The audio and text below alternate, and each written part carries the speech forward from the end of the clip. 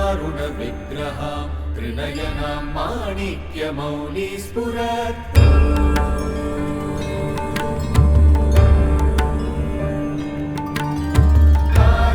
तारानायकशेखरा स्मितमुखी मामीनवक्षोरुहा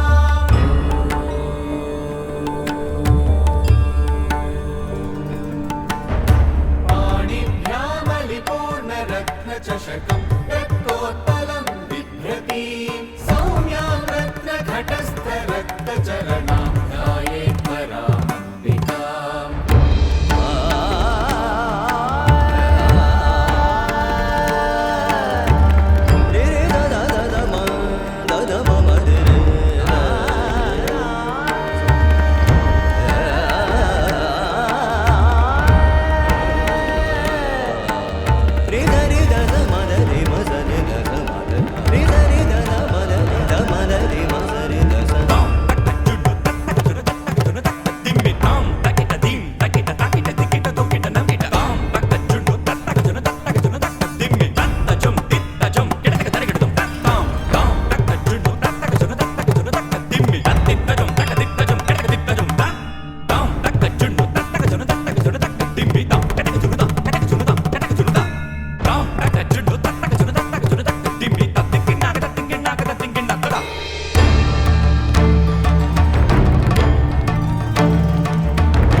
सान्निपातिकज्वर सततज्वर विषमज्वर ग्रह नक्षत्र दोषाञ्चान्या हर हर काली sir sir Gauri गम विद्ये आले माले काले बन्धे भज भज विद्ये मख मख विद्ये नाशय नाशय पापम् हर हर दुःस्वप्नम् विध्वंसय विध्वंसय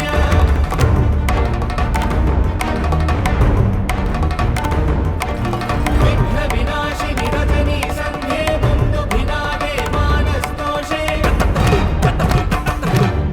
मानसवेगे शङ्खिनी चक्रिणी वज्रिणी गदिनी शूलिनी अपमृत्युविनाशिनी विश्वेश्वरी द्राविडी केशवदैते पशुपति सहिते धीममर्दिनि गमनी कामिनी Shabari विराटी वाचक्री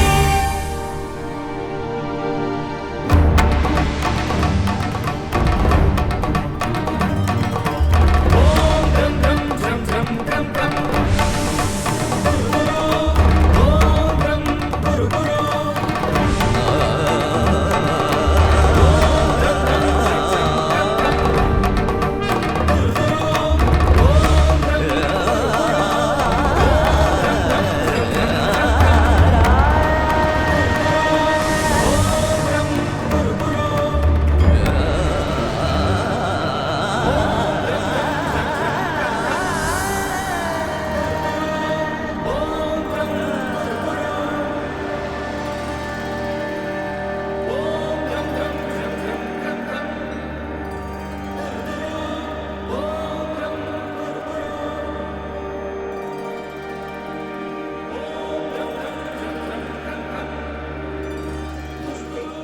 Suprabhatam.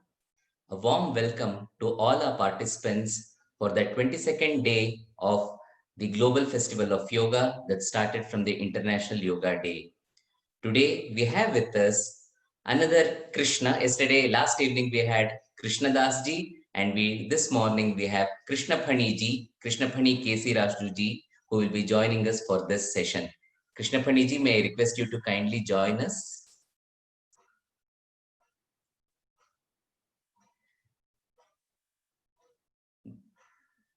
Continuing our immersion into various texts, important texts of Yoga Sutra, Yoga. Today we'll also be looking into Yoga Sutra once again in a completely different manner, and Krishna Phani ji will be leading us through that text. As you all know, Indica Yoga is a platform that offers diverse and inclusive forms of yoga focusing on authenticity, immersion, and transformation. And it's in the same line that we present to you this particular session led by Krishna Phaniji. Krishna Phaniji is also a very well-known name in the yoga circle, yet I'll take a minute to introduce him formally. Krishna Phaniji, Swagatam. Krishnapani Kesi Rajuji is a mechanical engineering graduate with professional qualifications in management and law. He has more than 41 years of experience in industry and academia. Currently, he runs his own consulting and trading businesses. Study and research in ancient Indian philosophical and spiritual literature is his passion. He is engaged in synthesizing ancient and modern thought on deeper aspects of life and its purpose. He is a keen student of Vedanta, Theosophy, and J. Krishnamurti's teachings. Krishnapani ji is an invited speaker at various management and spiritual forums. Krishnapani ji is the program director at Ritambhara and the enabler of spiritual and transcendental dimensions of holistic well-being at Ritambhara through contemporary interpretation of the content of ancient Indian spiritual literature to make it contextual to today's living. He is instrumental in coordinating and creating the content and form of the courses offered by Ritambhara Wellness. Ritambhara Wellness is one of the partnering organizations with whom we are presenting this festival. We earlier had Beena Mirchandani ji, who is the chief faculty at Ritambhara, presenting on 9 different dimensions of wellness called Wellness 9. And today we have Krishna Phaniji, who is the program director at Ritambhara Wellness, which is based out of Bangalore, but which has programs, which conducts programs across the world. So he will be presenting us on a prescriptive approach to Patanjali Yoga Sutras. So with this brief introduction, I now request Krishna Phaniji to lead us from this point onwards. I also would like to welcome all our participants and invite you to join and enjoy this journey that we have taken collectively, and request you to present your questions in the Q&A box so that it will be easy for us to read it out from there at the end of the session. Thank you. Over to you, Krishna Phaniji. Thank you so much, Vinay Chandraji. Am I audible? Is it okay? Yes, yes. Thank you so much, Vinayji. A very good day to all the participants. I know that there are participants from different time zones. So for some of them, it could be evening. True. So a good day to all the participants. Now, before I delve into the subject proper, I'd like to give a brief introduction to the subject of yoga. Yoga is a shastra. It is actually referred to sometimes as the science of sciences. And its truths are based on the experiences and experiments of an unbroken line of mystics, occultists, saints, and sages who have realized and borne witness to them throughout the ages. The facts of higher yoga can neither be proved nor demonstrated as we understand in the normal sense of these terms. They actually their appeal is to the intuition and not to the intellect. Now, all spiritual traditions, we know that they point to a reality which cannot be expressed. Now, different expressions can help us to go beyond all expressions. The necessity of these expressions is that they should help us to go beyond all expressions. Now, I will be referring to two important books on the subject of the Yoga Sutras. One is The Science of Yoga by Dr. I.K. Taimni, and the second one is The Wisdom of Patanjali's Yoga Sutras by Professor Ravi Ravindra. I'll be drawing from from these two books to explain certain of the things which I'm going to present to you. Now, in every spiritual tradition, God, or what we call as the ultimate reality or the supreme intelligence or truth, or by any other name, is wholly other. There's a term called totaliter aliter. Although we cannot know God with the existing mental faculties. The fact of the matter is we can be known by God and we can experience the reality. The outstanding feature of Indic spiritual traditions is the assertion that the wholly other is intimately myself. Ramana Maharshi puts it very succinctly when he says that there are no others. So all our effort in the spiritual search, which is what yoga is, to allow ourselves to become more and more transparent to the real. This is what is the purpose of all spiritual traditions. Now, it is a search to allow ourselves to be seen and known from the Yoga Shastra point of view, the Purusha. The Purusha is the only real seer, who is sometimes referred to as the inner ruler immortal. Now, this vision is not only of the sacred, but from the sacred. The Purusha knows not with the mind, but through the mind. The progressive freedom to be attained in yoga is an increasing freedom, not for myself, but actually from myself. Then the mind can become a proper instrument of perception and can act in the service of the real. The primary purpose of the study of Yoga Sutras is actually an exploration in self-study so that greater and greater depths within may be discovered. The Yoga Sutras make a call, and if one can respond with willingness, effort, gratitude, and humility, a connection with higher levels of reality is facilitated. There can be no doubt that the serious pursuit of the yogic ideal is a difficult task and cannot be undertaken as a mere hobby or to find escape from the stress and strain of ordinary life. It can be undertaken only on understanding fully the nature of human life and the misery and suffering which are inherent in it, and the further realization that the only way to end this misery and suffering permanently is to find the truth, which is enshrined not elsewhere but within ourselves by the only method which is available. All traditions can in some form be called as yogic disciplines. The more important point as far as this effort or pursuit is concerned is to make a definite beginning somewhere and as soon as possible. And when I say as soon as possible, there cannot be any better time than now. As the Veda mantra says, Ayam muhurta sumuhurtaha. This muhurta or this time is the best time. And we have to take it up very seriously. This issue cannot be a casual approach to the whole thing. It has to be a very serious approach. Now, coming to my subject, and before that, I would like to just share my screen. I hope the screen is visible. Yes. Can somebody just respond and say that the screen is visible? Not Vinay? yet. Not Yeah. yet.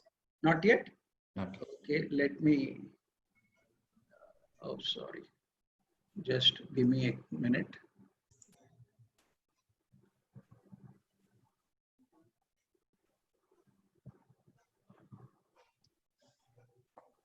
Okay. I'll go to the Zoom.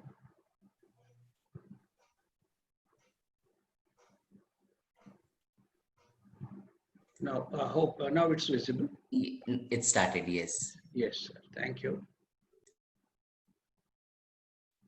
Now, the Yoga Shastra is attributed to Patanjali, who is considered to be the person who has expounded this Shastra and given it to us.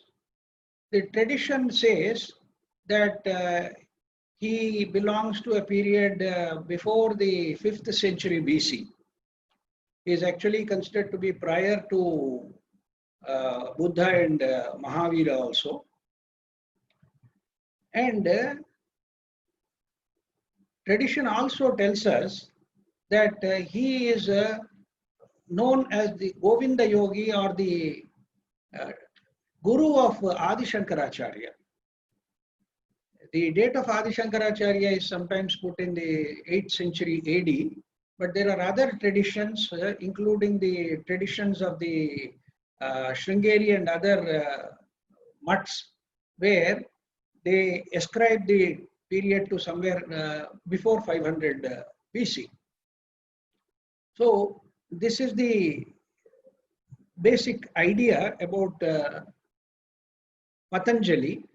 And Patanjali is also by tradition considered to be an avatar of Adisesha. He is considered as an avatar of Adisesha. Patanjali literally means one who has fallen into the palms. Somebody was, some rishi was offering, some saint was offering, morning during his ablutions, what is called as an arghya, or water is offered to the sun god.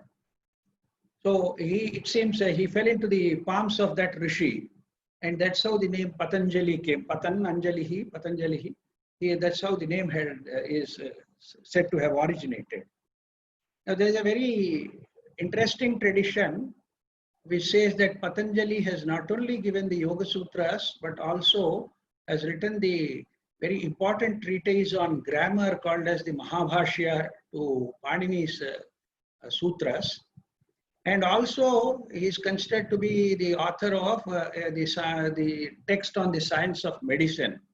So there is a very beautiful verse in this context which says, Yogena chittasya padena vajam malam sharirasya cha vaidyakena yopakarottam pravaram muninam patanjalim pranjalidanatosmi. I bow in reverence to Maharshi Patanjali, the most eminent of sages, who gave unto us the wisdom of 3 sciences: yoga, to bestow upon us purity of mind; grammar, to confer clarity to our speech; and medicine, to heal and cleanse our body. So he is an avatar of Adisesha who has descended to give us this knowledge, which is enshrined in the text called the Yoga Sutras. The Yoga Sutras are actually 196 in number. Some texts are there, some references are there where they say it's 195, but 196 is considered to be the standard text of the Yoga Sutras. And these are divided into 4 divisions called as the Samadhi Padas, the Sadhana Pada, Vibhuti Pada, and Kaivalya Pada. The 4 divisions with the titles Samadhi, Sadhana, Vibhuti, and Kaivalya. I will not go much deeper into that aspect of it. But what I have actually done in this particular case is, I have divided the sutras into 3 divisions for our purpose, for the purpose of our study today. I have divided into 3 divisions. One division is what we call as the division which gives definitions of various terms, including the definition of yoga, including the definitions of the various vrittis and all that.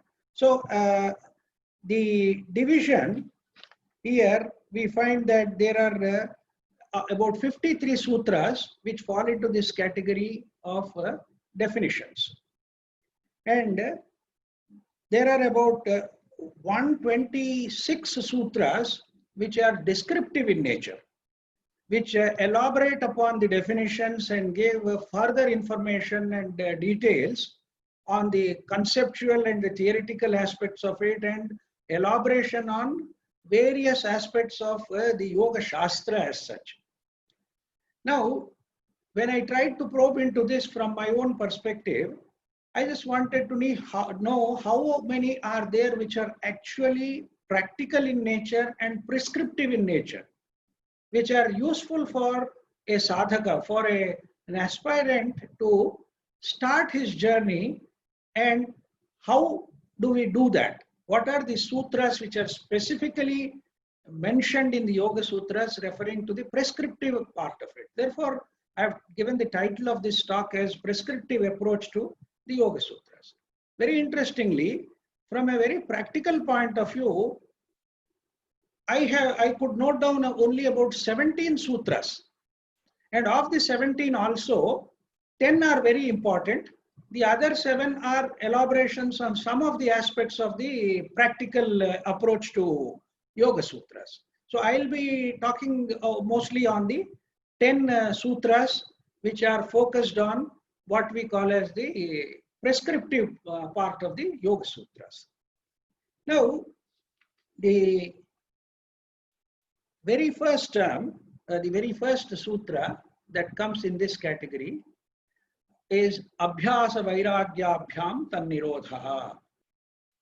The translation I have given is stillness of the mind through elimination of the modifications, which in the Yoga Sutras we call it as Chitta Vritti Nirodha, is brought about by the persistent practice or Abhyasa and non-attachment Vairagya.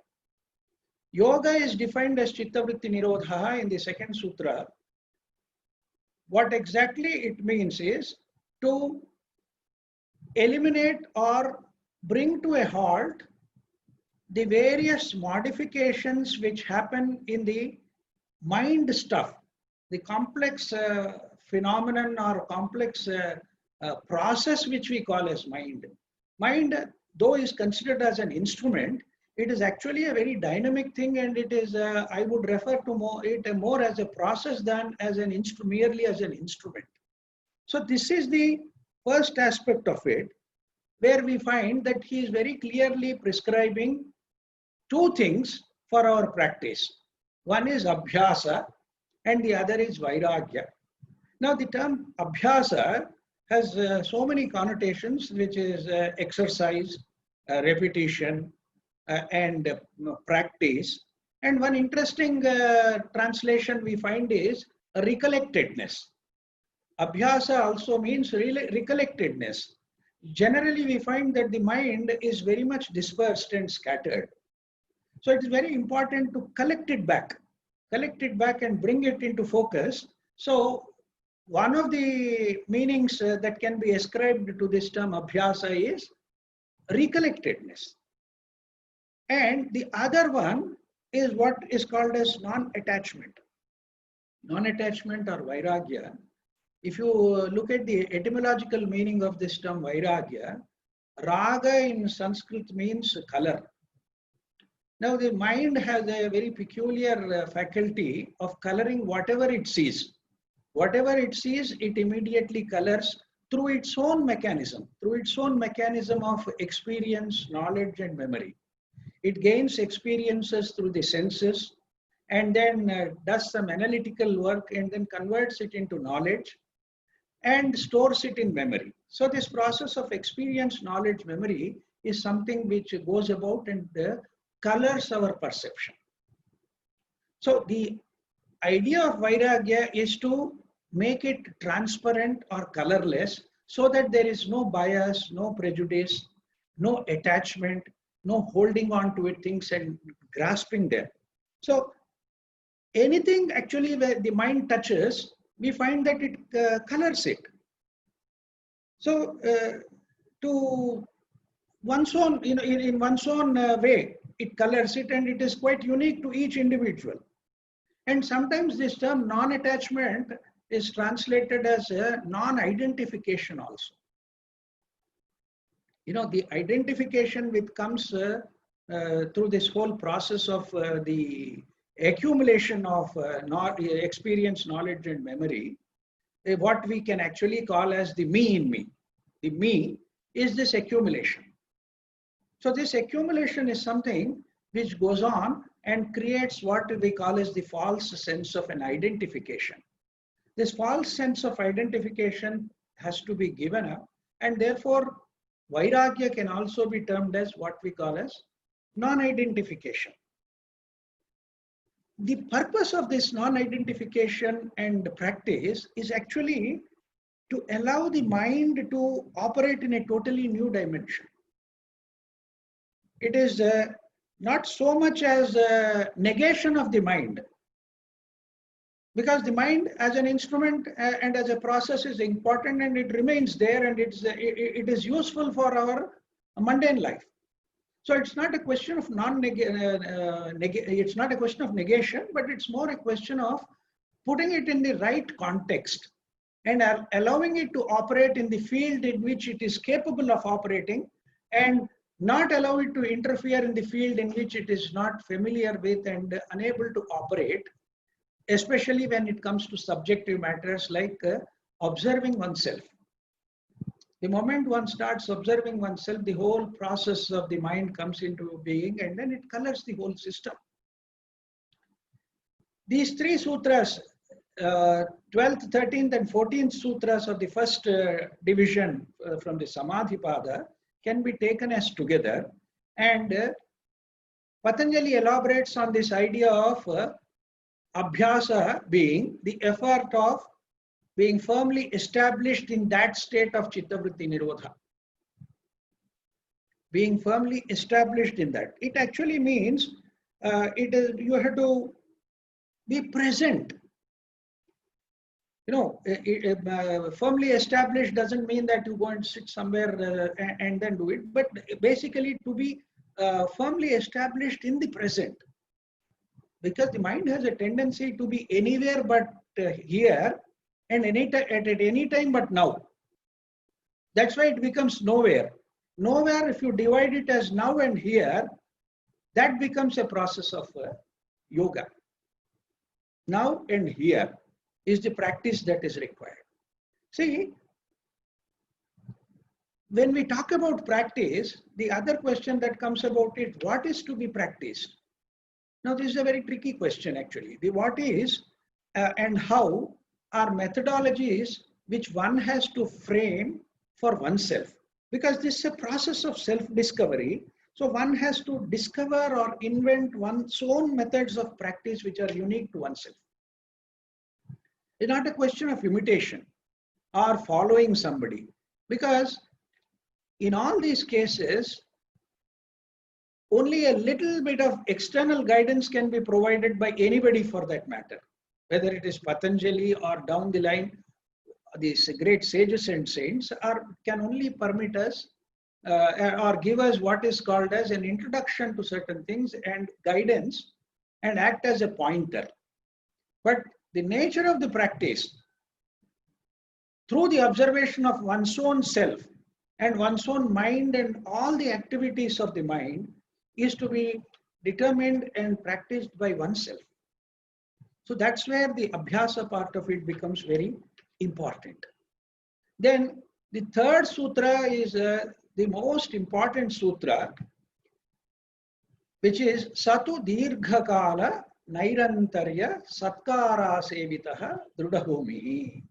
When is it that one becomes firmly grounded in abhyasa? Only when these three aspects are followed. Number one is Dirghakala.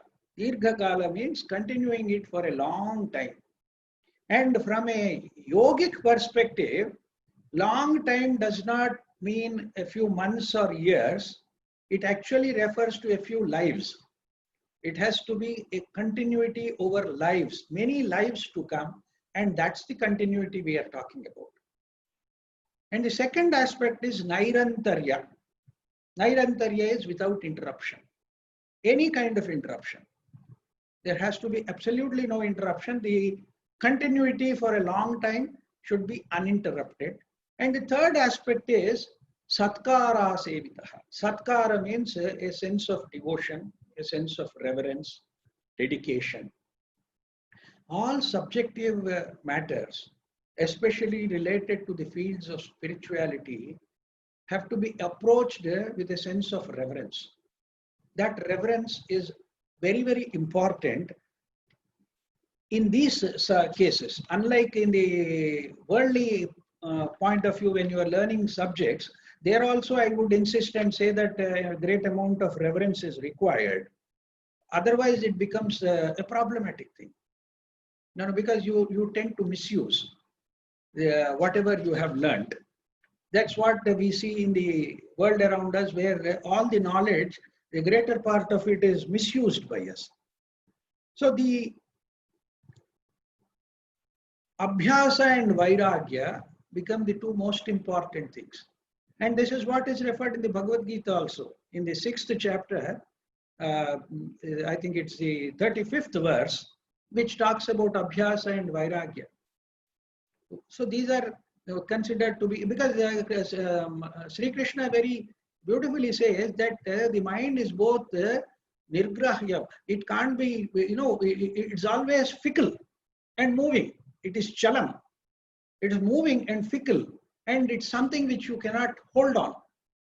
That's the dynamic aspect of the whole thing. And therefore, it is said that mind is the cause for both bondage and liberation. We have the very famous mantra from the Amrita Bindu Upanishad, which says, Manayeva Manushyanam Karanam Bandhamokshayo Bandhaya Vishayasaktam Muktam Nirvishayam Smrutam. If you hold on to the objects of the world, then you are bound. When you are free of the objects of the world, obviously you are free. You are mukta. You are free. So that is the idea behind it.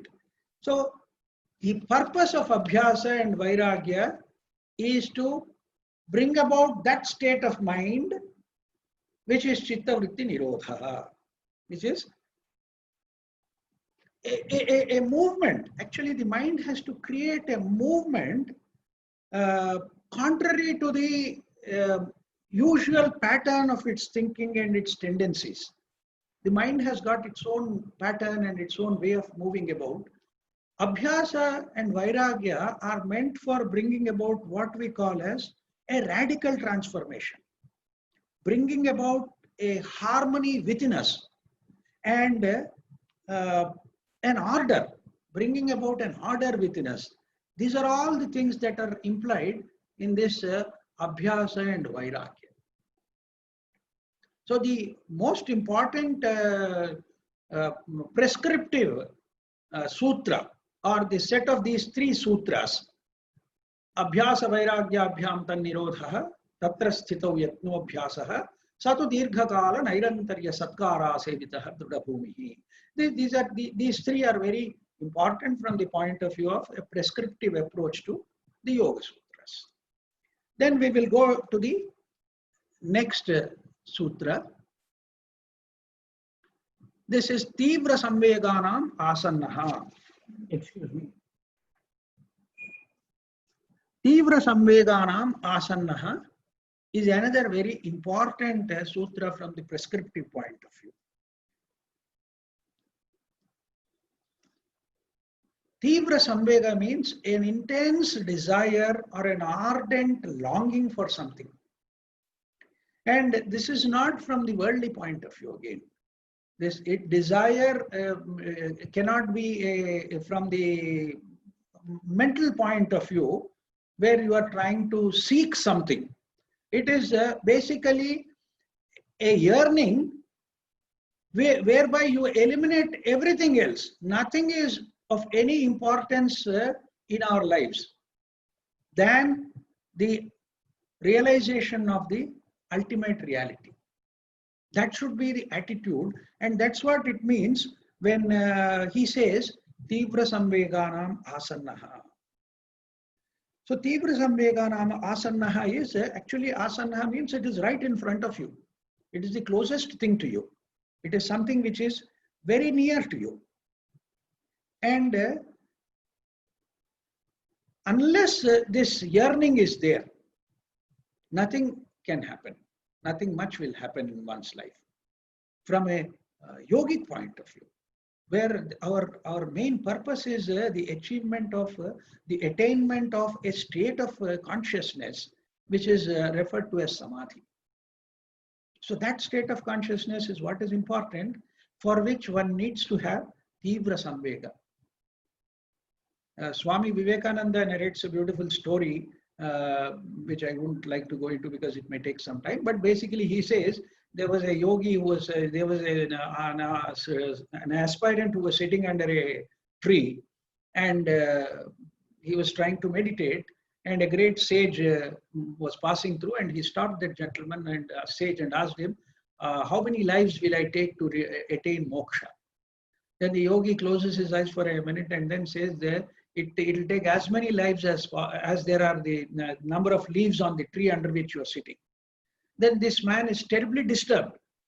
And he says, if that is the time it's going to take, unless I start now and here, I'll never be able to achieve. And he started with the Tivra Samvega, and miraculously, he attained moksha immediately. When we are talking about immediately, now and here, and all these things, we are actually talking from a spatio-temporal framework within which the mind always operates. But what samadhi actually represents is a timeless state of integration. It has nothing to do with time. So in that context, you can understand that one who has this ardent desire, for him it is the nearest thing, and it will happen instantaneously for such a person. You see, the time dimension in which we operate is something different, and the state of samadhi which is referred to in the Yoga Sutras is a timeless state. So you will move into a different dimension altogether through this intense desire or yearning, or that ardent, something that wells within you, and nothing else matters in this world. So such is the ardent desire one needs to develop and focus on it through understanding the nature of the whole creation and the purpose of the whole creation. That's the, I'll not go into the philosophy of the kleshas, which forms a very important part of it because of the limited time and the topic that I have selected. But Tivra Samvega is a very prescriptive point which one needs to know from the Patanjali Yoga Sutras point. Then comes another important dimension he brings to this practice is Ishvara Pranidhanadva. Samadhi may be attained by self-surrender to Ishvara. Now, Ishvara is, something which is defined again in the Yoga Sutras. As a Shastra, it is imperative on the part of the writer of the Sutras to define those sutras, the terms which he uses. So immediately when Patanjali uses the term Ishvara, he defines the term Ishvara in his own way. Klesha karma vipakachayir aparamrushtaha purusha visheshaha Ishvaraha. He gives his own definition, but let's not go much deep into it. But basically, as I said, God here is the ultimate reality or the supreme intelligence, and need not necessarily be seen as a personification of an idea or a mental construct. But complete self-surrender to that aspect, which is the supreme intelligence, is one thing that brings about in us the tremendous store of energy. The energy from the deepest parts of one's own being are brought about. And as I said, it cannot be actually, nothing else can matter. So, see, I keep telling, that these matters cannot be pursued as a weekend 1 hour program kind of things. It doesn't work that way. You have to go into the depths of your own being and then bring out the tremendous energy that is available, because unless you have that tremendous energy, which is again the Tivra Samvega, it's not possible to surrender. And that surrender to Ishvara, who represents that supreme intelligence, who is untouched by action and the consequences of action, and he is, to use the yogic term Purusha Visheshaha, a special Purusha, a very distinguished Purusha, different from the Purusha which is normally referred to. So Ishvara Pranidhanadva is a sutra which gives us an opportunity to realize the presence of that supreme intelligence through self-surrender. Because as I said, samadhi is a timeless insight and an integration and a state beyond the spatio-temporal framework and beyond the name and form which the mind can only recognize. The mind, if you analyze, you find that the mind can recognize only something which has a name and a form. Even abstract things, we give a name to it for identification purpose, because without a name and form, you can't really, the mind cannot grasp anything. But we are talking about a dimension, about a state of consciousness, which is beyond the time, beyond space, and something which is inexpressible. Like the Taittiriya Upanishad says, Yato vacho nivartante aprapya manasasaha. And we have several Upanishadic references. Nayamatma pravachanena labhyaha na medhaya na bahuna shrutena. So it's not something which can be grasped by the mind. It cannot be grasped through books and discourses and knowledge acquired in the normal process of acquisition which the mind is used to. It cannot do that. And your logic and your analysis doesn't work here. Naisha tarkena apaniya. We have several of these Upanishadic references which talk about a state of being where your consciousness functions, and the whole purpose is to see that the mind does not interfere in the process. And Tivra Samvega and Ishvara Pranidhana are two other very important sutras which give us an idea as to the direction of our practice, the direction in which one needs to practice. And you can see that Abhyasa, Vairagya and Ishvara Pranidhana actually go together. All the three are combined, and they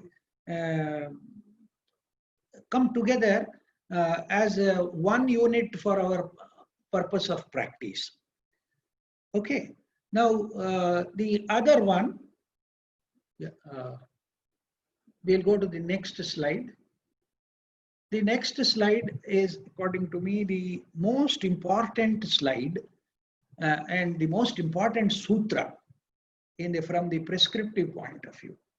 This is such a wonderful sutra which spells out gives out the entire gamut of human psychology and how it has to be approached. The sutra says, Maitri Karuna Muditopekshanam Sukha Dukkha Punya Punya Vishayanam Bhavanatas Chitta Prasadanam. The mind becomes clarified by cultivating attitudes of friendliness, compassion, gladness, and indifference, respectively towards happiness or pleasure, dukkha or misery or suffering, punya is virtue, and apunya is the vice.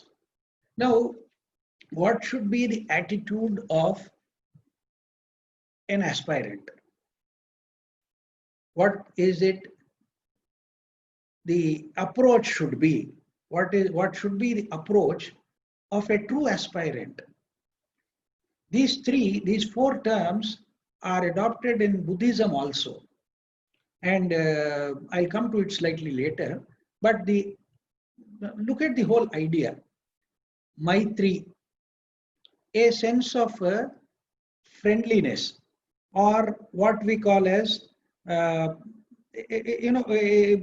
sense of being comfortable with pleasure, sukha. Yoga does not ask somebody to give up the ordinary pleasures of the senses which are natural in there's a natural tendency to things. When you enjoy something like a beautiful scenery or some very tasty food or anything for that matter, what happens is that one needs to have a sense of participation, sense of develop a friendship towards that kind of happiness, what is sometimes referred to in as a kind of loving relationship with that pleasure or happiness. Because that is something natural to the system, natural to the human system, and the human body is meant to experience several things, of which pleasure or happiness is one of the most important things. So the attitude of Maitri or friendship towards happiness is to be developed. Similarly, when it comes to misery or suffering, the attitude of compassion, karuna. Compassion, you feel the same with the same intensity for those who are suffering and who are in misery. So the sense of compassion, including all, compassion means passion for everything and everybody. So in that sense, one needs to be compassionate towards what we see as suffering or misery, whether in oneself or in others. Then the third one is mudita. Mudita means gladness, feeling happy about it, a sense of gladness, or what is called as joy in virtue. Whenever see anything that is virtuous, the relationship one should have should be one of joy, a kind of gladness that should flow through us and bring in us the best for promoting that virtue, for promoting that virtue. Then finally he says for apunya, what is to be done, or what is wise or evil, what is to be done is upeksha. Upeksha is generally translated as indifference, but there are some authors who have given a better translation to it. One of the translations is impartiality, being impartial to it, and being in a sense of equanimity. The whole purpose is that as a practitioner of yoga, one cannot go on indulging in all activities and involving oneself in worldly activities. Does it not? It does not mean that when you see something evil or bad or something, you go and interfere and then try to remove it or do something and actively engage oneself, because that would not help the aspirant. See, activism from a social point of view, from a cultural or a political point of view is okay. But that does not suit a true aspirant on the path of yoga. I recall here what Ramana Maharshi once said, that the greatest service one can do to humanity is to become a self-realized person. Because it is only a self-realized person whose actions are always righteous and who is always, he is concerned with the welfare of the world. Anybody else who is not a self-realized person, his actions are bound to be colored, bound to be biased, bound to be prejudiced, bound to be localized, bound to be operating in a very limited field. And mostly we see that this activism from a worldly point of view can create more problems than remove the problems. So that becomes a very big issue for us. So that is the idea behind this upeksha, or what is called as indifference or impartiality or equanimity. As I said, Buddhists have actually taken this whole thing. There's a beautiful book by an author called Alan Wallace called The Four Immeasurables. He calls these four, Maitri, Karuna, Mudita and Upeksha, as the four immeasurables, and he talks in detail in his book, the title of which itself is The Four Immeasurables. And he gives a beautiful translation to these terms. He calls them as Maitri as loving kindness, Karuna as compassion, Mudita as empathetic joy, and Upeksha as equanimity or impartiality. It is that equilibrium of mind and freedom from entanglements. That is the free. See, we are actually trying to disentangle ourselves. So the ideas presented here promote that disentanglement rather than getting more and more entangled into the worldly affairs. So that is the that is what can be brought about by this equanimity or impartiality, or a sense of detachment, a sense of being unconnected with evil and promoting virtue. Because, see, that is what gives, according to the sutra, chitta prasadanam. The word prasada, the etymological meaning of it is clarity, lucidity, transparency. Now, what clarifies the mind, completely makes it transparent, is these four aspects. These four aspects allow the mind to become completely lucid and clear. That is the purpose, because unless that is achieved, the chitta vritti nirodha, or the reaching the state of samadhi, would not be possible. It would be difficult to attain, and therefore this becomes a very, very, very important prescriptive sutra in the Yoga Sutras. Maitri Karuna Muditopekshanam Sukha Dukha Punya Punya Vishayanam Bhavanatas Chitta Prasadam. Along with that earlier one, Satu Dirghakala Nairantarya Satkara Sevitaha, that means continuing for a long term, uninterruptedly, and with a sense of devotion. That is more important. I remember in this context an incident.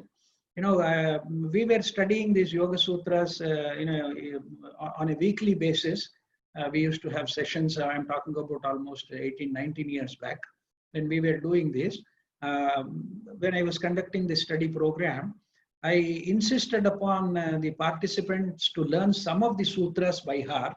And one of them was that Satu Dirghakala Nairantarya Satkara Sevitaha Dridabhumi. Some very elderly people were also there, and they did make an effort. And I have a very good friend. He is quite elder to me. He may be in his 80s now. Whenever he calls me, even today, on the phone, he would immediately recite this Satkara Sevitaha Dridabhumihi, that sutra, saying that I still remember what you said, sir. And then I try to keep it in my consciousness and my mind. So that's the kind of practice one needs to get into. Otherwise, as I said at the very beginning, the purpose of yoga is something much deeper. It's much, much deeper, and it is life transformative. It's something which brings about a radical transformation in one's own being. Then we'll go to the next sutra. Now, this is another very important sutra. This comes in the Sadhana Pada. The sutras which I have dealt with till now are from the Samadhi Pada, or the first division of the Yoga Sutras. In the second division, this is the most important thing. Parinama Tapa Samskara Dukkhair Gunavrutti Virodhacha Dukkhameva Sarvam Vivekinaha. To the people who have developed discrimination, all is misery on account of the pains resulting from change, anxiety, and tendencies, as also on account of the conflicts between the functioning of the gunas and the vrittis. Here he is mentioning three aspects to it. Parinama is change. Tapa is a sense of anxiety or lot of heat being generated in oneself. That means losing one's cool. Then samskara. Samskara are the tendencies. Now, the pains that result from these three aspects, when you see the world, it is quite evident that these are the three aspects which dominate our life. Parinama. We constantly see that things keep changing. And we are anxious for one thing or the other. We are distracted, we are disturbed. And we have our own natural tendencies, which are called as samskaras. The pain on account of this, and also on account of the conflict between the guna and the vritti. Gunas are the sattva, rajas, tamo gunas, and the vrittis are the five vrittis which are defined and described in the Yoga Sutras. Those who are familiar with the text can make out. There's always a conflict between the vrittis, or the modifications that go on in the mind, and the tendencies on account of the gunas. So, whether it is equilibrium, or whether it is great activity, or whether it is indolence or a kind of inactivity, which are represented by the sattva, rajas, and tamas aspects of tamas. These are the three gunas. So there is always a continuous interaction and conflict between the gunas and the vrittis. If you are able to understand the nature of this, and also that all pain or suffering is on account of the change, anxiety, and the tendencies which keep on acting, bubbling. If one is able to understand this, then he will realize that for a truly person who is truly discriminant, who can discriminate what is right and what is wrong, for him he says everything is misery. Unfortunately, what happens is some of these sutras are taken up, and then the whole Sanatana Dharma, or the Indian, ancient Indian tradition of yoga and other philosophical schools are considered as pessimistic. They're not pessimistic by nature. They're actually, one can see that they are realistic. But because we see that that's how it ends, that is how things come to an end. And that is what and we are caught in that vicious circle. This is very beautifully brought out in the sequence that is given in the second chapter of the Bhagavad Gita, where he very beautifully gives the sequence. He said, Dhyayato Vishayan Pumsa Sangasteshu Upajayate Sangat Sanjayate Kamaha Kamat Krodho Vijayate Krodhat Bhavati Sammoha Sammohat Smriti Vibhramaha Smriti Bhramshat Buddhinashat Pranashyati. This is a beautiful sequence. It says, as you continue to dwell upon the worldly objects, you get attached to them. And attachment leads to anger, because even if your desire is fulfilled, you want more of it. If your desire is not fulfilled, you are frustrated. In either case, it will lead to anger. And anger leads to delusion. You lose all sense of proportion and all sense of your learning. Nothing will help you. You will be in a state of moha or delusion. And delusion will make you forget whatever you have learned. Therefore, he calls it as smriti vibhramaha. Your memory is lost. And once your memory is lost, your discrimination is lost.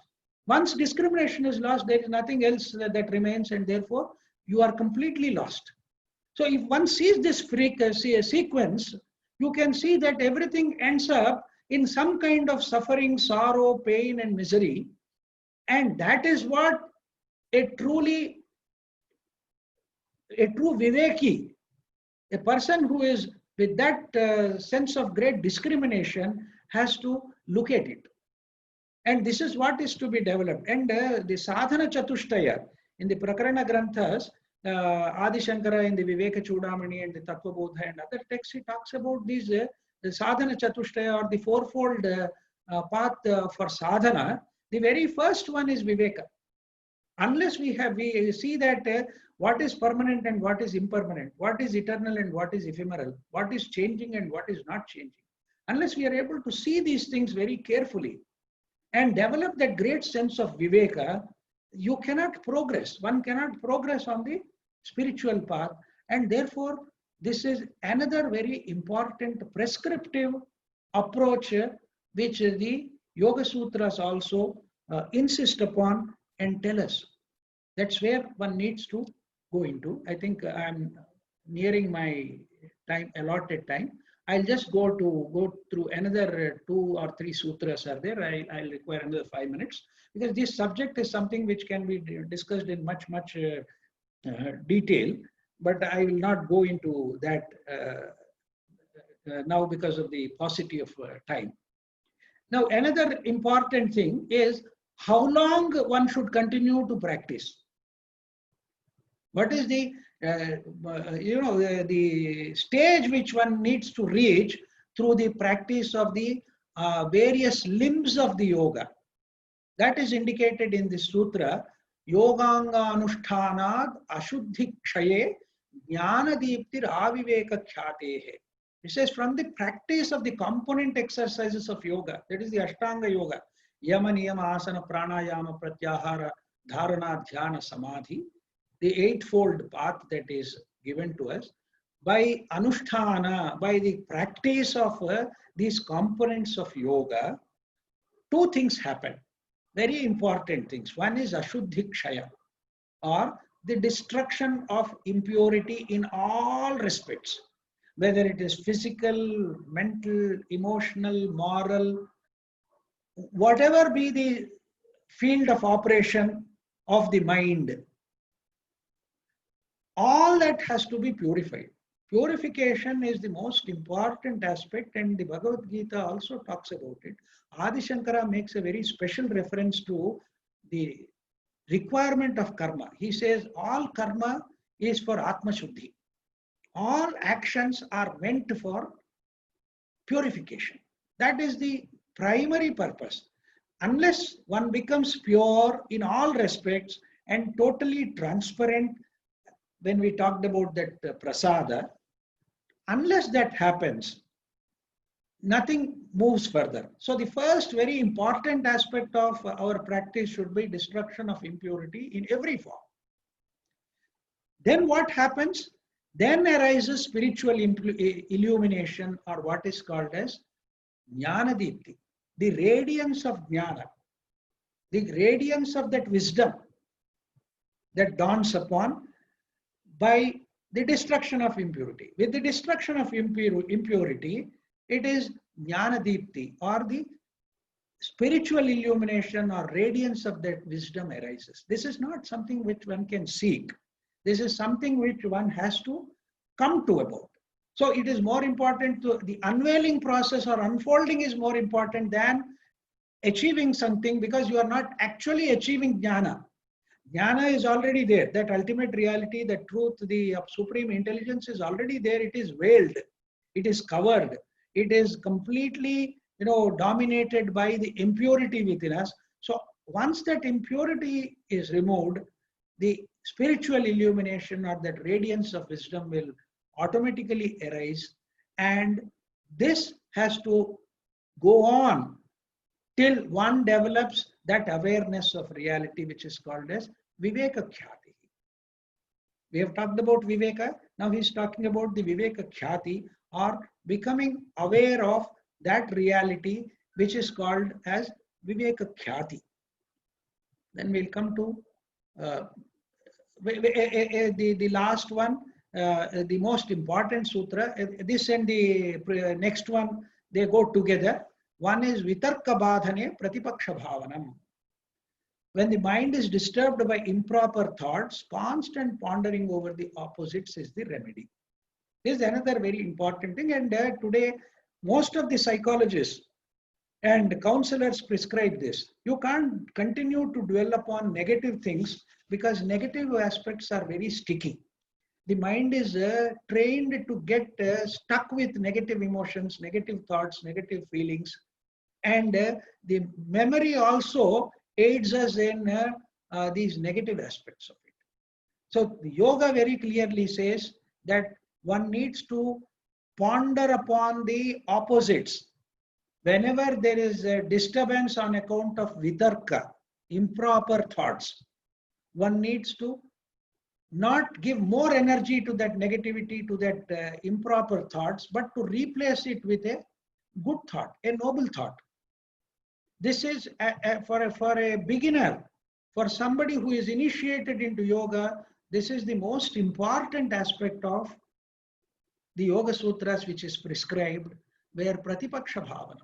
One needs to dwell upon the opposite of it, so that you don't feed the negative thoughts, negative emotions, and negative feelings in oneself.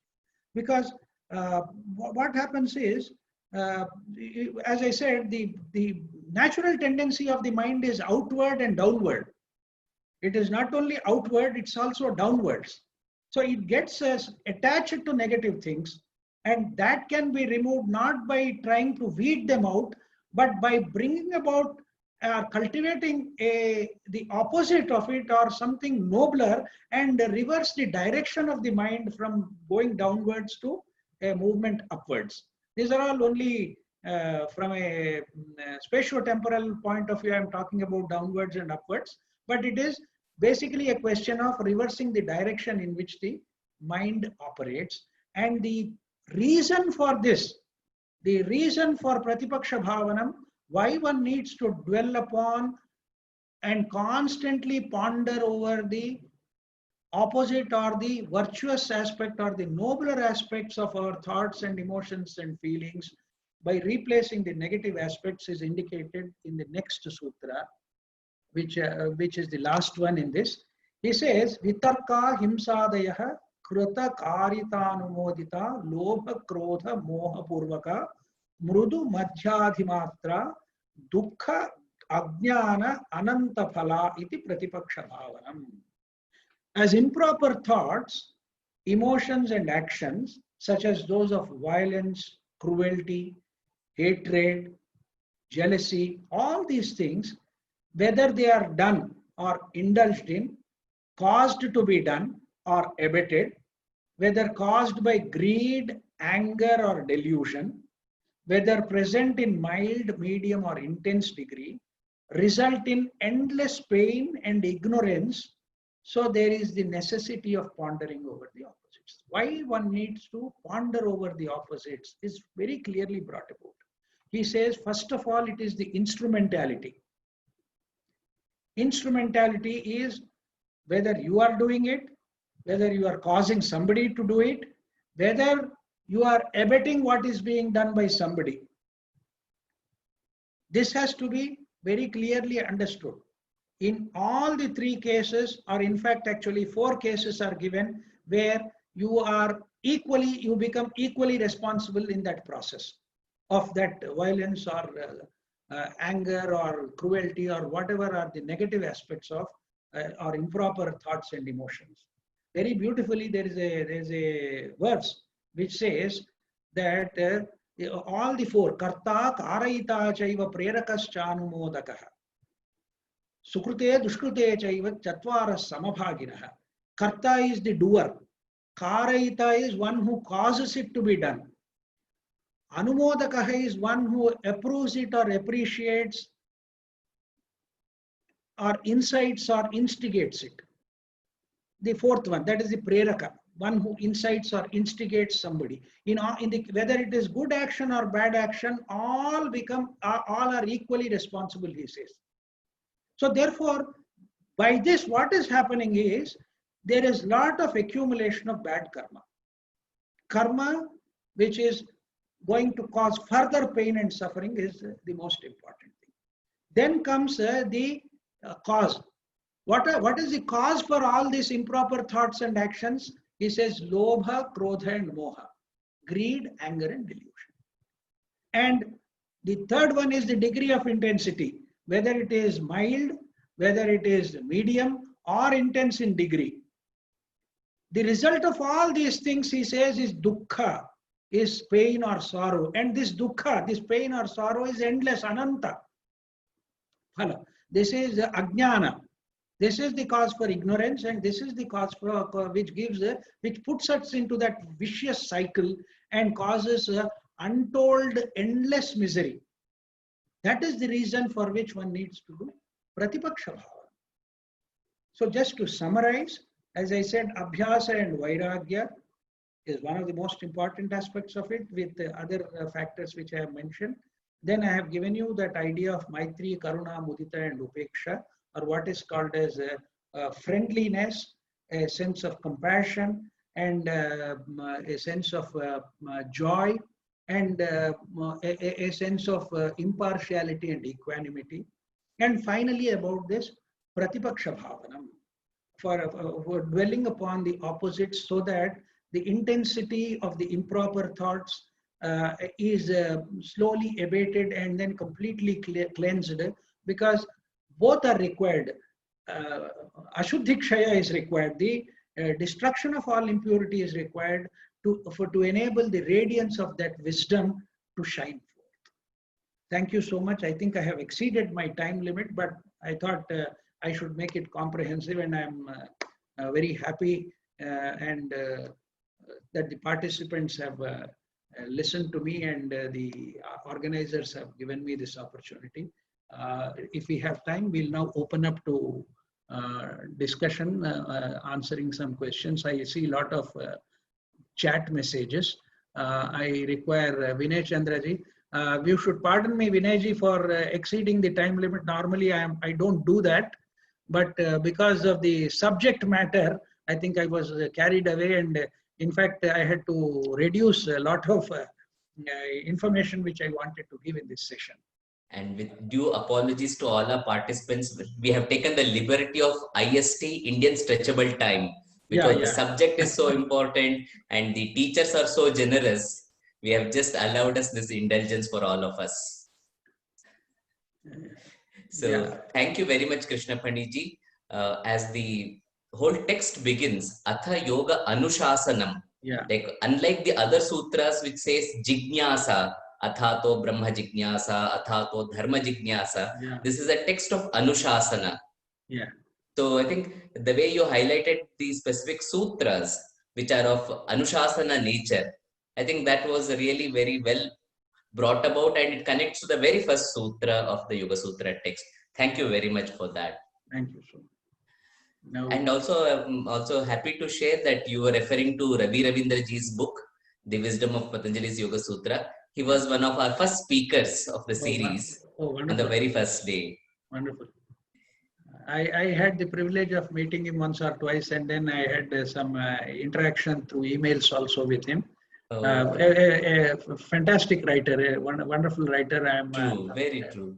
A really great fan of his. He has written on several subjects. So there's a book called The Science and the Sacred, and so many other books are there which are wonderful. They give you a lot of insights. He has written a beautiful book on the Bhagavad Gita also. Yes. Yeah. Yes, sir. So I just with the questions. I'll read out the questions to you. Yeah. So we have this question from a friend, Debra, who is also a regular participant in most of the sessions. She is referring to what you mentioned as being impartial in difficult or in challenging situations. So about that, can we be impartial to events that are extremely opposite to one's sense of justice and events that are negatively affecting other things on the planet, cruelty to beings and destruction of the very forests that sustain and the fragile biodiversity? How can we be impartial in this case? If I just can add, she's also a very active person involved in climate conservation, and she's also working in the area of environment, and that's where her pain comes from. I can understand that. I am not talking about impartiality or equanimity is, what happens is, we cannot be a policeman to the world, or we cannot be very actively engaged in and interfering in every aspect of it from the point of view of yoga, because it is important that we express our dissent. It is important that we do whatever best we can do. But if our purpose is the practice of Raja Yoga, as enunciated in the Patanjali Yoga Sutras, one needs to empower oneself to be a better actor. And yoga precisely does that. Yoga precisely empowers you to become a better person, to act in the right manner. Nobody says that when something bad is happening in one's presence, one should turn aside or turn one's face and then ignore it. No, it doesn't mean that. It means that one needs to moderate oneself. It also means to understand with a wise perspective. A kind of wisdom needs to know as to what is it that I can do and what is it that I cannot do. How much can I do and how much I cannot do. Beyond that, I cannot do. So this is what is important. And in fact, Dr. I.K. Taimne gives a very good example when we say that when we talk about all these things, how we cannot, one should desist from participating in these things. He says, if somebody is asked to chop the head of a goat or a chicken, they may feel horrified. But when it is served on a plate, they eat it. You see the problem now? No, you are actually participating in the process of killing that animal for your own gratification. So you see, when I'm talking about the four aspects of it and the impartiality which I have talked about is essentially a case of not being too much disturbed and lose one's equanimity, but act wisely to the extent possible in the best possible manner. In the sense, the transformation can be brought about through love and compassion. I cannot, if somebody is destroying nature out of his greed, I cannot counter it with my hatred or my anger or my righteous anger, as they call it. It's more through a loving kindness and through compassion one can conquer this and act in the best possible manner. And again, as I said, that's why I quoted Ramana Maharshi. See, the greatest service anybody can do to humanity is to become a self-realized person. Then what happens? Whatever action you take becomes the right action. That's the only context. It has to be contextually taken up. And certainly one should be engaged in an activity which is closest to one's heart, but not get too much disturbed by it. And at the same time, not lose the focus on our purpose from the yogic point of view, which is again attainment of samadhi and chittavritti nirodha. Thank you very much, sir. I think this clarity must be always there when we are acting towards something that we really value. Where is the motivation coming from? Is it coming from anger? Is it coming from the seed of anger against someone who is doing something bad, or is it coming from the love from where the good work has to happen? I think to be able to discriminate between these seeds and then take up the right one. Vinayji, they see beautifully it is mentioned that everything flows out of ignorance. The whole system of manifestation, the starting point is avidya. See, that is what, see, a person who is doing such acts, destroying nature, destroying the entire environment, is actually acting out of ignorance. Is acting out of total ignorance, and that is, ignorance is prompting him to be greedy and prompting him to acquire things which are not necessary. So what happens in this particular case is you approach that ignorance through a sense of love and compassion, rather than, as you said, the motive should not be out of anger or frustration or any negative emotion that comes about. So thank you very much, sir, for that. I think that is a common question that we come across again and again, because each one is trying in in their own way how to deal with these issues of day-to-day life. So thank you very much for that guideline. Most of our participants have expressed their gratitude for what you have shared with them this morning or this day. One Rashmi, she writes from Portland. Rashmi ji says, Anushasana and Abhyasa are my takeaways. Thank you from Portland, the other end of the world. And we have Sarika ji who says, insightful and inspiring talk. Thank you all so much. And we also have, the list is long. I'm just making a random selections. We have Galia Larena Velasco. I don't know if I'm right in pronouncing the name. She says, thank you, excellent presentation. I would love to hear more. Greetings from Peru. So we have people from Peru, we have people from Mexico, we have friends from Singapore, we have people from across the globe who really are grateful, expressing their gratitude. And many are asking, because they don't know if you were able to complete all the set of prescriptive suttas that you had in mind. So would you be able to share something more later, or is it available somewhere? Is there a book or any other reference material where they can access? There are a lot of books are there. As somebody was mentioning,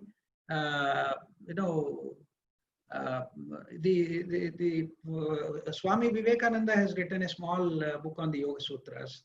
There's a very small book by W.Q. Judge, which are more than 120, 125 years old.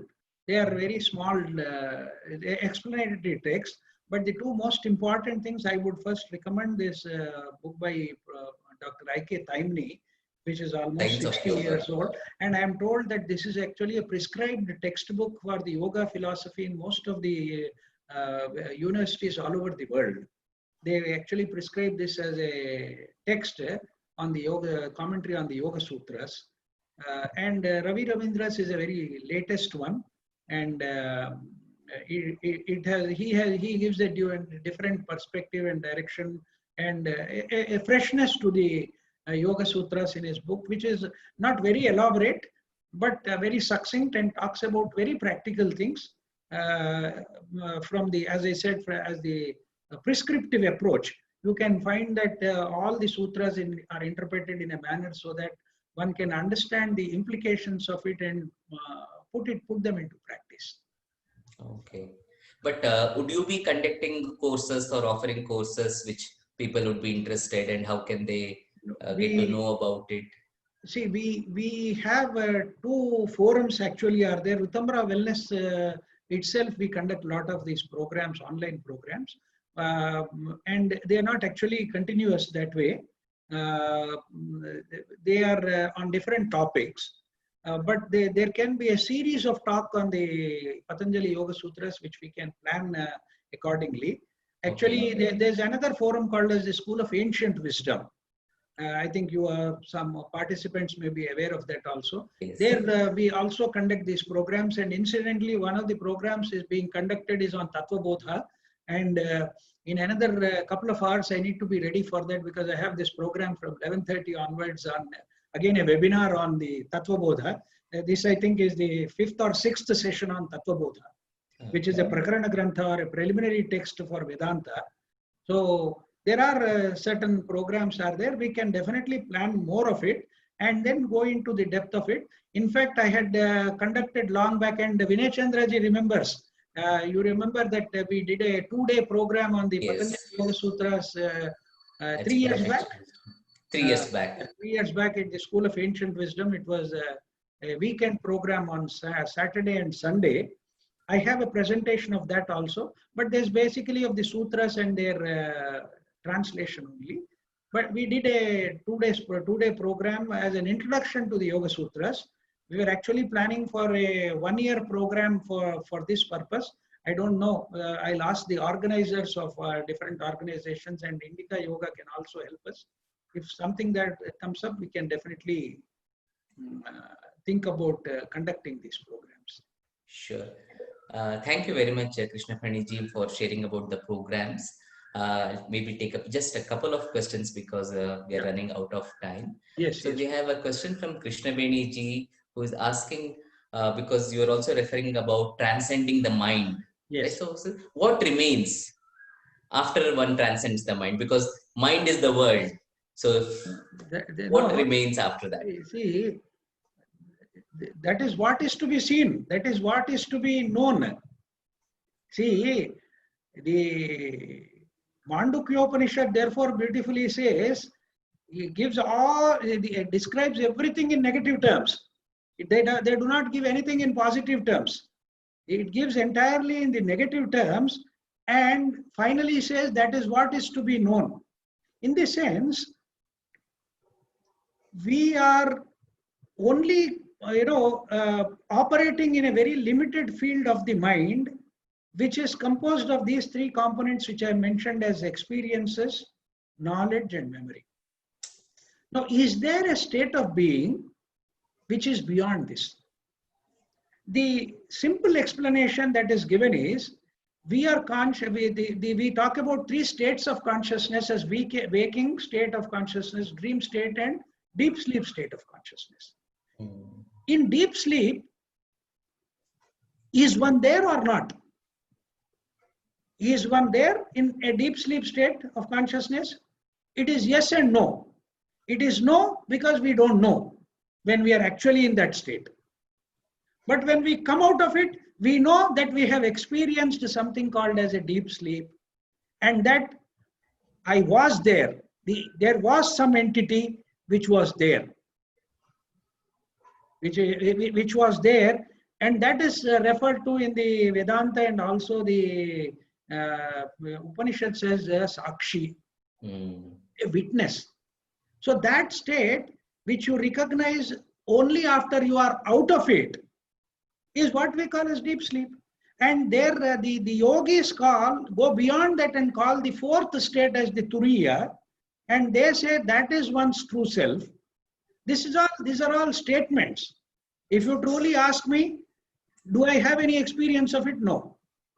I have no experience of it personally, but as I said, one can correlate it with one's own deep sleep state initially and realize that there is a being which is there even when the mind is not active.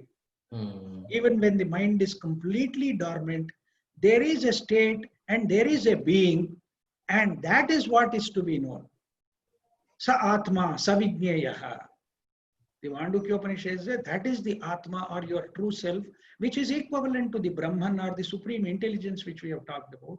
And he says that is what is to be known. Savijñeyaha.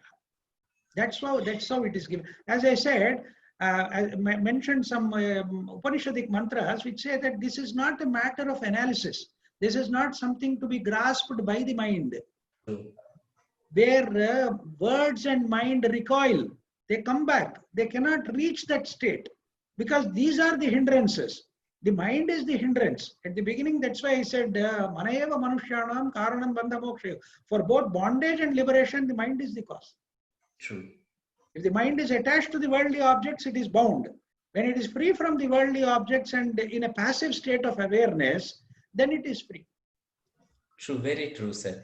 It is this paradigmic shift that is necessary because we have all grown up in the idea that, especially in the modern context, we are familiar with this idea that I think, therefore I exist. Yeah. But in the Vedantic, in the Indic thought, it is It is other way reverse. around. I exist, therefore I think and do things. So existence pervades everything, and it is beyond thinking and the rational mind. That is the paradigm of the Western psychologists, which was enunciated by René Descartes when Yes. he said, Je pense donc je suis. I think, therefore I am. It is actually for us the other way around. And in fact, when you mentioned about paradigm shift, I actually don't stop at that paradigm shift. The paradigm shift is again within the field of the known. After shifting it to a certain level, there should be a quantum leap. There should be a quantum leap into the timeless state of integration. Hmm. So I think it was a topic which I discussed elsewhere also, calling it as the paradigm shift and the quantum leap. Okay. So the paradigm shift is one aspect of it. Then from there, one has to take a quantum leap into transcendence, into a state of being, which does not, we cannot go to it, but it can come to us. Ravi Ravindraji puts it very beautifully. He says, you can't go to it, but it can come to you. That is the Upanishadic statement also. Yame Vaisha Vrunute. You see, he said, the Kathopanishad says, it will seek you. Not that you are seeking it, because it is something which is open, which is already there. What one needs to do is keep the doors open. If one keeps the doors open, there is that possibility of that light and air and freshness coming in. We've actually closed our doors. What we need to just do is open the doors and windows. So thank you very much, sir, for this wonderful presentation. I see a lot of questions and chat also. Yes, sir. So this is one aspect that we feel bad that we can't take all the questions. But what we would request you is once we go into the announcements of the next events, maybe you can share the contact details on the chat, or once we come back, you can mention it to us. Yes. So we'll also put it down.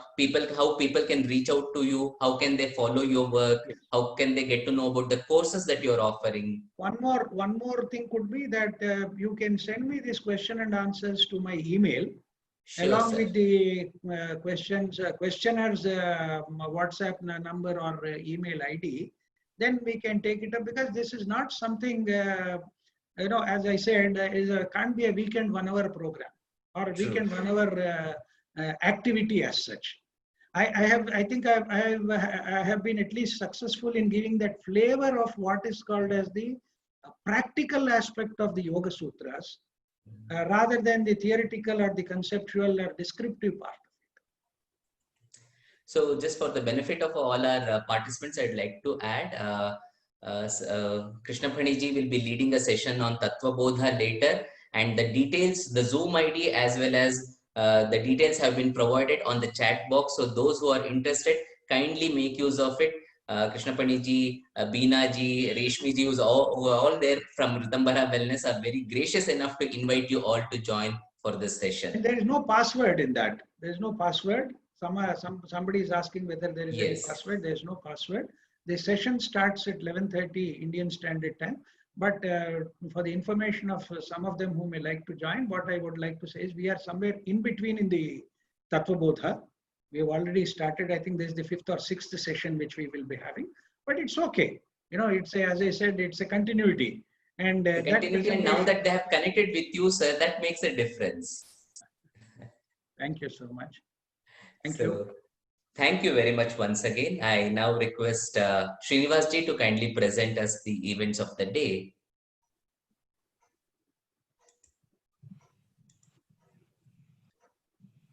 So in the noon session, we have a talk on Tridoshas, Trigunas and beyond, Ayurveda as an enabler of yoga, led by Sri Rajiv Vasudevanji. Rajiv Vasudevanji is the founder and CEO of Ayurveda chain of hospitals that is there in many parts of India.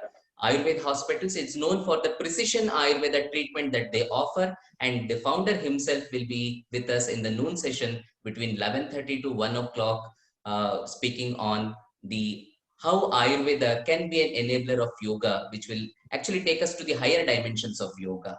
So that is the noon session. And in the evening session, we have the second dialogue coming up. It's on yoga and mystical traditions of the world. We had the earlier dialogue on yoga and human unity, and today we have yoga and mystical traditions of the world. It will be moderated by Rabbi Rami Shapiro, who is a well-known author and a speaker, and is also the co-founder of One River Foundation in US. And the other panelists would be Shraddhalu Ranade ji, who is also very well known in the areas of spiritual work and conscious activity, conscious work wherever it is taking place. He is the scholar and a scholar and an educator based out of Sri Aurobindo Ashram, Pondicherry. In fact, he was there with us on the inaugural day. He also was there on the second day of our festival, and he'll be again joining us today. Then we have Ayka Gurelman, who is the founder of Istanbul Yoga Center in Turkey, who is a yoga teacher and a therapist, and she also has translated many Indian Vedantic texts to in Turkey. And then we have Lama Paldan Drolma, who is the teacher, author, and founder of Sukhasiddhi Foundation based out of US. So all these people will be joining us for this event, that is the dialogue on yoga and mystical traditions. And I would like to add for our participants, those who have joined you, all these videos, all the videos that have sessions that have been completed so far are available on Indica Yoga YouTube channel, on Indica Yoga website, and you can also follow our work on Indica Yoga FB page. And we continue till 20th, and now we are also planning extension for 10 more days till the end of this month. So, and each day we have 3 sessions from the people in their respective fields. So kindly join us, stay with us in this Yajna, Mahayajna that we started on the International Yoga Day. So with these details, I now come back to Krishna Phaniji for 2 things. One, how can people follow your work, and what would be the last parting message that you would want to share with all of us? Thank you, Vinayji. I thank all the participants. I have one request, Vinayji. I think there is a facility to, chat can be put in a text form and sent. Yes, And we will download it and send it to you, sir. And similarly, the questions also, because I find some very interesting questions which need very elaborate answers and giving clarity on some of those things. I'll be happy to do that if you can send across to me this chat and the question and answers so that I can answer them, because it's very disappointing not to respond to serious participants who have some very important questions. I'll take my time and definitely respond to them. And as Just I to said, let you know, sir, some of the participants are really so serious and also I know that. connected with us that they're attending all the sessions 3 times a day and following it up with other questions or books that are mentioned. So this is the kind of engaging audience that we have. No, thank you. That I can see very well.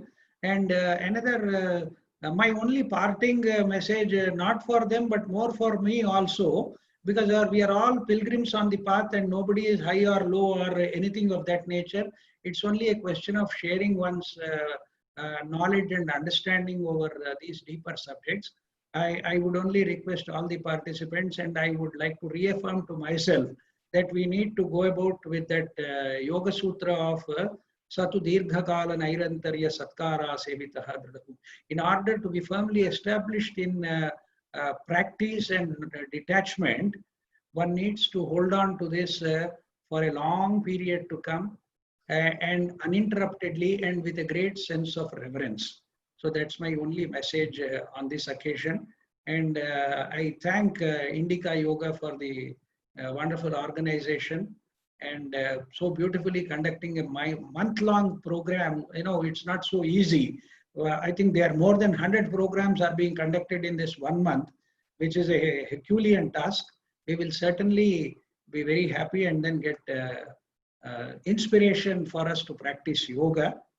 And as I said, we'll be very happy if people can, participants from here can join the Rutambara Wellness programs and that of the School of Ancient Wisdom. Thank you so much. Thank you very much, Krishna Paniji.